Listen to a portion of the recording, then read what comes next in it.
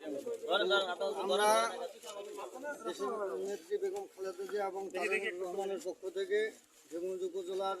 মাটি ও মানুষের নেতা আলহাজ ফরাদ হোসেন মহোদয়ের পক্ষ থেকে আমরা ধানের শীষের জন্য সামনে যেহেতু নির্বাচন,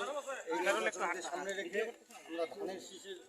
জন্য ভোট চাওয়ার জন্য দেবগঞ্জ উপজেলা যুবদল এবং টেপিগঞ্জ ইউনিয়ন যুবদলের পক্ষ থেকে আপনাদের কাছে আসছি। আমরা বিএনপি গভর্নমেন্ট ক্ষমতায় আল্লাহ যদি আনে, আপনারা যদি সঠিকভাবে সহযোগিতা করে আমাদেরকে ভোট দিয়ে জয়যুক্ত করেন, ইনশাল্লাহ এইখানে যে 31টা দফা আছে, এই 31 দফার মাধ্যমে দেশ পরিচালনা করার সিদ্ধান্ত গৃহীত হয়েছে আমাদের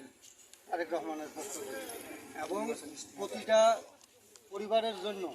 আমাদের নেতা তারেক